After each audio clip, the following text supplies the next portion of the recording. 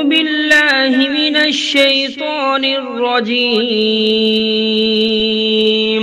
بسم الله الرحمن الرحيم. الرحمن علم القرآن خلق الإنسان علمه البيان الشمس والقمر بحسبان والنجم والشجر يسجدان والسماء رفعها ووضع الميزان ألا تطغوا في الميزان وأقيموا الوزن بالقسط ولا تخسروا الميزان والأرض وضعها للأنام فيها فاكهة والنخل ذات الأكمام والحب ذو العصف والريحان فبأي آلاء ربكما تكذبان خلق الإنسان من صلصال كالفخار وخلق الجان من مارج من نار فبأي آلاء ربكما تكذبان رب المشرقين ورب المغربين فبأي آلاء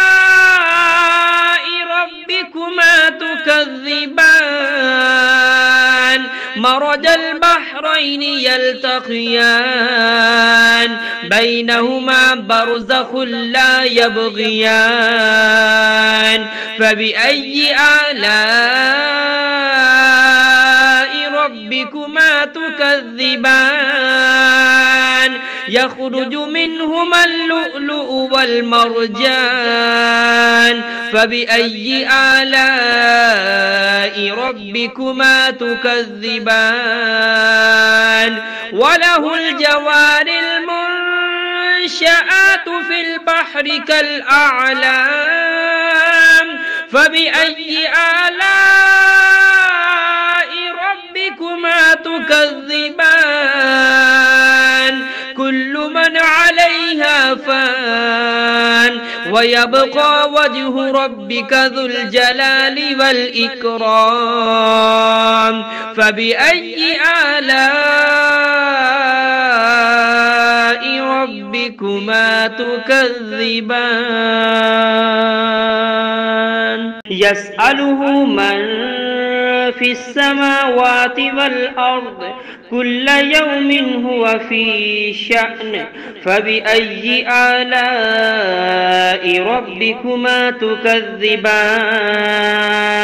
سنفرغ لكم أيها الثقلان فبأي آلاء ربكما تكذبان يا معشر الجن والإنس إن استطعتم أن تنفذوا من أقطار السماوات والأرض فانفذوا لا تنفذون إلا بسلطان فبأي آلاء ربكما تكذبان يرسل عليكما شواظ من نار ونحاس فلا تنتصران فبأي آلاء ربكما تكذبان فإذا انشقت السماء فكانت وردة كالدهان فبأي آلاء ربكما تكذبان فيومئذ لا يسأل عن ذنبه إنس ولا جان فبأي آلاء ربكما تكذبان يعرف المجرمون بسيماهم فيؤخذ بالنواسي والأقدام فبأي آلاء ربكما تكذبان هذه جهنم التي يكذب بها المجرمون يطوفون بينها وبين حميم آن فبأي آلاء ربكما تكذبان ولمن خاف مقام ربه جنتان فبأي آلاء ربكما تكذبان ذواتا أفنان فبأي آلاء ربكما تكذبان فيهما عينان تجريان فبأي آلاء ربكما تكذبان فيهما من كل فاكهة زوجان فبأي آلاء ربكما تكذبان متكئين على فرش بطائنها من استبرق وجنى الجنتين دان فبأي آلاء ربكما تكذبان فيهن قاصرات الطرف لم يطمثهن إنس قبلهم ولا جان فبأي آلاء ربكما تكذبان كأنهن الياقوت والمرجان فبأي آلاء ربكما تكذبان هل جزاء الإحسان إلا الإحسان فبأي آلاء ربكما تكذبان ومن دونهما جنتان فبأي آلاء ربكما تكذبان مدهامتان فبأي آلاء ربكما تكذبان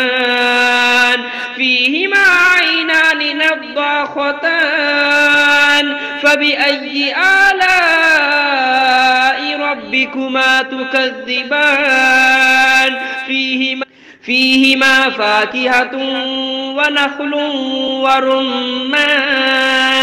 فبأي آلاء ربكما تكذبان فيهن خيرات حسان فبأي آلاء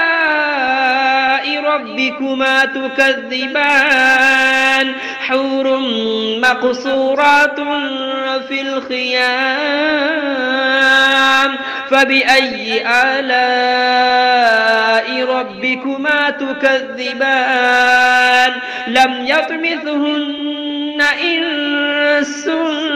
قبلهم ولا جان فبأي آلاء ربكما تكذبان متكئين على رفرف خضر وعبقري حسان فبأي آلاء ربكما تكذبان تبارك اسم ربك ذي الجلال والإكرام.